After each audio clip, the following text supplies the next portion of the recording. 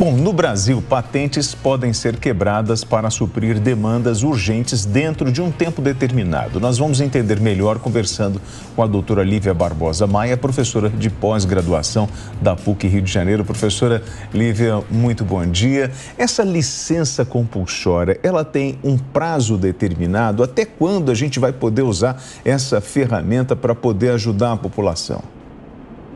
Bom dia, William, Kalina. Todos que nos ouvem, é um prazer estar aqui. A licença compulsória é um instrumento excepcional, é sempre muito bom a gente falar isso, essa pergunta é absolutamente pertinente, porque a gente tem um prazo determinado para utilizar e desde, claro, que o titular da patente, ou seja, que ele criou aquela receita mágica dos medicamentos das vacinas, ele não esteja atendendo à demanda. Então, se a gente tem, por exemplo, infelizmente a gente passa por uma pandemia, e que muitas das vezes a gente não consegue, o titular não consegue atender a demanda. Há uma capacidade física, né? Tem uma fábrica que tem um limite de produção. Então, quando isso não acontece, a gente pode utilizar desse instrumento para dar maior acesso à população a medicamentos. Oi, doutora, bom dia. Agora, como ter acesso a esse instrumento? Como que a pessoa que precisa disso pode agir legalmente? Kalina, a gente tem um maior e melhor instrumento que a lei mostra para a gente, é através, na verdade, de ofício, significa dizer que o poder público ele pode decretar essa licença compulsória. Então, a lei diz para a gente, por exemplo, o que a gente vive hoje, um caso de emergência nacional, é exatamente o texto da lei. Emergência nacional, o titular da patente, da vacina, do medicamento, do respirador, do aparelho, ele não está suprindo o mercado. Então, o governo, de ofício, ele pode decretar isso. Bom, sobre essa proteção, esse foi um grande avanço do governo brasileiro, principalmente nesse momento da pandemia, né? Isso foi uma união de esforços. Assim, a gente vai poder estender isso pós-pandemia? A senhora acredita que isso vai ser uma nova realidade para a gente? Sim, William. A lei, ela foi promulgada sem prazo. Então, ela vai continuar, não é uma lei emergencial só para a pandemia. Então, essas flexibilizações foram feitas importantes, elas vão poder ser usadas. Por exemplo, a gente, infelizmente, anualmente costuma sofrer com a dengue. Eu falo aqui do Rio de Janeiro, né? A gente sofre anualmente com dengue no verão. Então, a gente, por exemplo, se a gente vier a sofrer com a dengue e vier a ter uma demanda não cumprida porque o titular não consegue, a gente eventualmente pode decretar uma licença compulsória para dar acesso à saúde à população. E essa licença, ela tem caráter retroativo, doutora, ou não? Só a partir do momento que a lei foi ali imposta?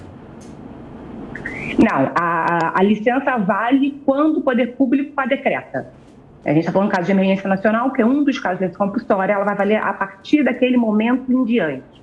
Significa dizer que se alguém tiver utilizado aquele medicamento indevidamente antes, foi um ato ilegal. Então, só é legal você se utilizar daquele instrumento a partir da data que o poder público a decretou. Bom, mas a licença compulsória, ela só entra a partir do momento que o laboratório, por exemplo, no caso do medicamento, não tem a capacidade de produção para atender a demanda? É isso que está valendo? Exatamente. É quando ele não consegue atender a demanda. É um instrumento excepcional, né? A gente não quer... o intuito não é intervir na propriedade privada, que a patente é uma propriedade privada.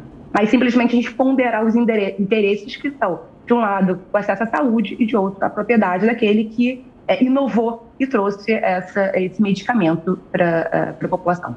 E quando o paciente tem o direito de ter essa licença compulsória e não tem, como agir, doutora? Olha, se a gente estiver falando de uma emergência nacional como o caso da Covid, a lei ela flexibilizou. Antes a gente tinha somente um ato do poder público, do Executivo Federal. A lei flexibilizou que pode ser um ato do Congresso. Então a gente tem aí uma segunda alternativa, mas a população, né, o adoentado, ele não pode diretamente pedir isso. Então, de fato, é através aí, eu como popular, eu diria através de uma pressão política para que eles decretem a licença compulsória. Bom, doutora, então vamos lá. Se a gente está produzindo mais, teoricamente a gente vai conseguir baratear o preço desse produto, porque quando as vacinas chegaram no Brasil, nós tínhamos muita preocupação com o valor dessas vacinas. A partir do momento que você tem quebra de patente, você aumenta a produção, logo você tem mais produto, vai comprar mais matéria-prima, fica mais fácil e bem mais barato, né? William, esse é exatamente o ponto da licença compulsória. Quando se decreta a licença compulsória e que é temporária, ela é temporária e sem prejuízo titular. Então, vamos dar um exemplo. O Poder Público decreta a licença compulsória por 2 anos, digamos. O titular da patente ele vai receber o royalty, que significa que ele vai receber o percentual de todo mundo que vendeu. Então, não estou retirando os poderes daquela propriedade dele totalmente. E quem puder entrar no mercado, tiver capacidade, vão entrar todos, então não é só um ou outro fabricante. E no final do dia é isso, a gente vai ter uma gama de pessoas, empresas ofertando o medicamento e, no geral, quando a gente tem uma gama de ofertas, a gente sabe que os valores reduzem. E isso é muito importante, não só pelo que a gente vive em situação econômica, mas porque o maior comprador de medicamentos no Brasil é o SUS. E a gente sabe quanto os nossos cofres públicos estão onerados e são onerados normalmente. Então, também é muito benéfico que a gente consiga fazer uma compra maior pelo SUS e num preço menor. Bom, nos microfones da Jovem Pan, a doutora Lívia Barbosa Maia, professora de pós-graduação da PUC Rio de Janeiro. Professora, muito obrigado pelo carinho da entrevista, por essa gentileza no sábado. Um bom final de semana para a senhora. Muito obrigada. Bom final de semana a todos.